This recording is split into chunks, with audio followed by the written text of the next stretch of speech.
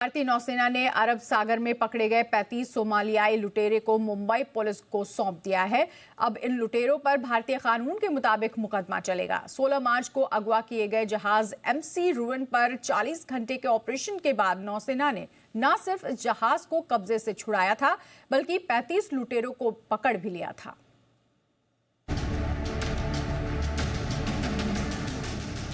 समंदर में अपना साम्राज्य बनाने की ख्वाहिश रखने वाले सोमालियाई लुटेरे अब सलाखों के पीछे हैं। आज ये सभी लुटेरे मुंबई पुलिस के हवाले कर दिए गए हैं और अब इनके खिलाफ भारतीय कानून के तहत कार्रवाई की जाएगी। MV रुएन जहाज 14 दिसंबर को समुद्री लुटेरों ने हाईजैक कर लिया था। तब से वो लगातार इसका इस्तेमाल समुद्र में डकैती के लिए कर रहे थे। 15 मार्च को भारतीय नौसेना के हेलीकॉप्टर जहाज को बचाने के लिए उसके करीब पहुंचा था। इसके फौरन बाद समुद्री लुटेरों ने फायरिंग शुरू कर दी थी।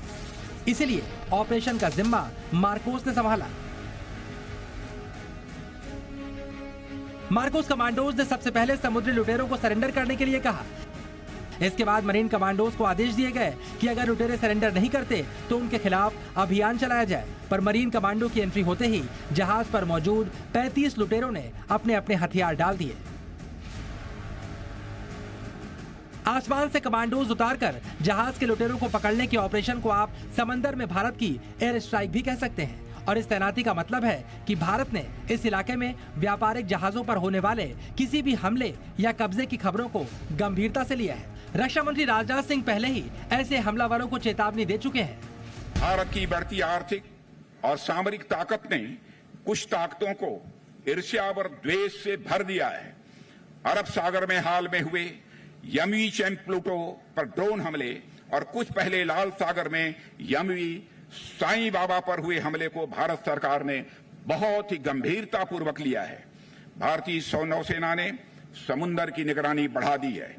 जिन्होंने भी इस हमले को अंजाम दिया है उन्हें हम सागर तल से भी ढूंढ निकालेंगे और उनके खिलाफ कठोर कार्रवाई की जाएगी। भारतीय नौसेना के इस पराक्रम की दुनिया भर में तारीफ हुई थी, क्योंकि नौसेना ने अपने स्पेशल ऑपरेशन के जरिए 17 लोगों की जान भी बचाई थी, जिसमें म्यांमार के 9, बुल्गारिया के 7 और अंगोला का 1 शख्स शामिल था। बुल्गेरियाई नाविकों को सफलतापूर्वक बचाए जाने पर वहां की उप प्रधानमंत्री और विदेश मंत्री मारिया गैब्रियल ने भारत का शुक्रिया अदा किया। मैं अपहृत जहाज रुएन और उसके चालक दल के सदस्यों, जिनमें 7 बुल्गेरियाई नागरिक भी शामिल हैं, को बचाने के सफल ऑपरेशन के लिए भारतीय नौसेना के प्रति अपना आभार व्यक्त करती हूँ। आपके समर्थन और महान प्रयास के लिए धन्यवाद। हम चालक दल की सुरक्षा के लिए मिलकर काम करना जारी रखेंगे।